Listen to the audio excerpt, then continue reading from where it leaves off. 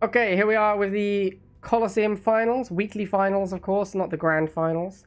We have Nickcool versus Alarak, and the map is open water, which was chosen by, I believe, any Emmy. All right, let's get this started. Establishing battlefield control. All right, so I'm Nickcool is playing excited. Jade, Alarak is playing Oksana.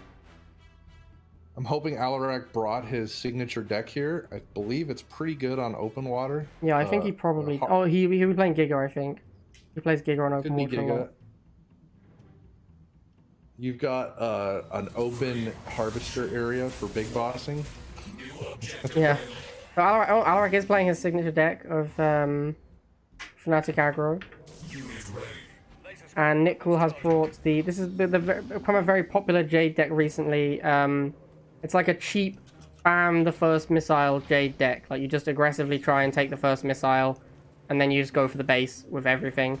So weirdly, neither player has a harvester. I think Nick tried to laser drone rush, and Alarak always goes scout unit first, so just didn't have a harvester. And then for some reason, Nick decided to just continue not going harvester, which I think favors Alarak pretty heavily. Because these laser troops are really good against the laser drones, and the laser drones are not that good on the field. Alarak can just make fanatics for these militants, and these laser drones are not great. Okay, so Nickcool does go harvester. Alarak has not seen it yet. Oh, he does also go harvester. So both players now have harvester. We're going to play a reasonably normal game now. So Nick's rush, spicy start though. yeah, Nick's rush didn't really work out because Alarak saw it coming and just didn't make a harvester. But the game state sort of resets. They are kind of even in Tiberium and units, and it's just kind of a new game. Well, except that the natural Tiberium ramp and pop cap ramp have both happened. So both players have more income and more pop cap than they would have had at the start of a normal game. Oh, true. So looks like Nick's going to take the first missile pretty easily. These Chem Warriors are just annihilating everything Alarak has. yeah, And this here comes the base kill. Alright, so Alarak very cleverly there does decide to finish off the Chem Warriors. He moved his wheel so he wouldn't leave another cloud if the Chem Warriors attacked it. But then also managed to finish off the Chem Warriors before the explosion, which meant his base took a lot less damage. As you can see, his base has only taken sort of 40% of the half. Yeah, that's a difference of having to get another chemical unit there to finish the game. Yeah, well, or just multiple missiles. The thing is, Nick is just going to go all in now on the base kill because he has 2 missiles worth of time to do it. And he sneaks a unit around the top. Alarak doesn't see it, and I think that's going to be game. It's game. That's definitely game. The Catalyst missile finishes it now. Yeah, there it is. Kind of brutal, honestly. I feel like this is a pretty nutso strategy at the moment. A lot of people are doing it right now. It seems way too strong. Really hard to play against. Yeah. Alright, cool. Alright, here we are with the second game of the weekly finals. Nickcool has switched to orange strong arm. God, that's an ugly skin. And Alarak is still on Oksana. We're on Rorschach, which was picked by Black Razor. I think this map provides an interesting number of options and strategy. A little surprised to see strong arm, but I guess it's kind of strong. You can put it in front of the middle pad. I think this is a pretty good strong arm map.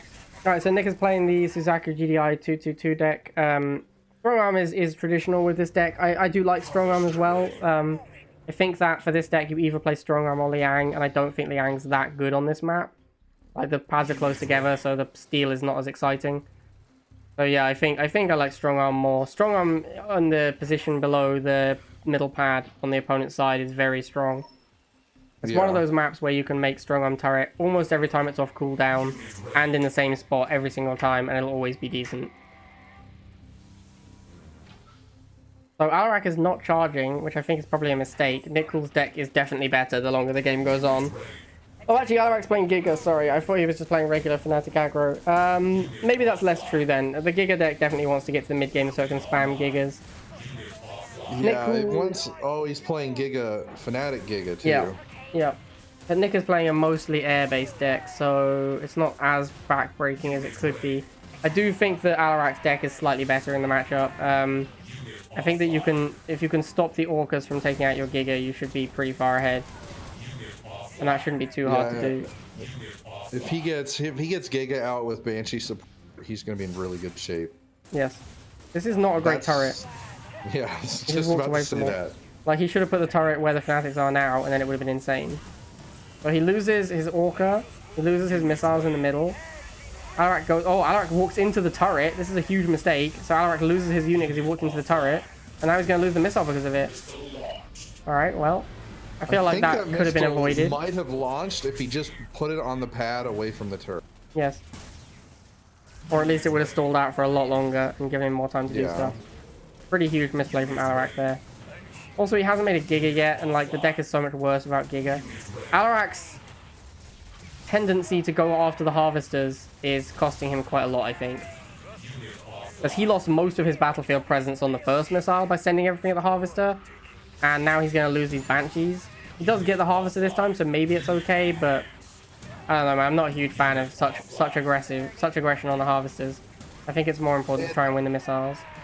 Regardless of the units on the field, you're playing a Giga deck. You need to make the Giga. Yes. Yes, I mean, kind of, like, if Nick never makes ground vehicles, maybe he doesn't need a Giga. Wow, look at that Banshee. Double boosted, just tears through that Harvester.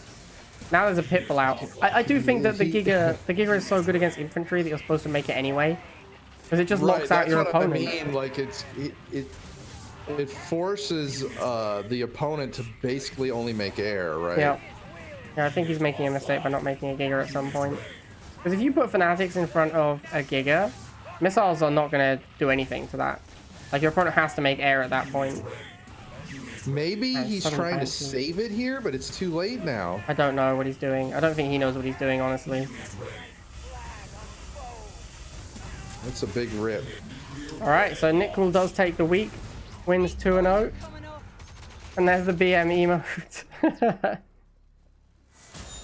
Alright, congratulations to Nickcool. He will qualify for the end of month finals. The other players qualified currently are SRPSS, who is the reigning champion. And the other qualified player will be the person with the most wins at the end of the month. And as a little bonus treat, we're going to see me open 3 level rewards because we are level 63. Here we go, guys. Level 63 rewards. Get excited. And there it is. Orca, Mammoth, Rockworm, Seth, Bike, Slingshot, Dog, Rhino, Rifle.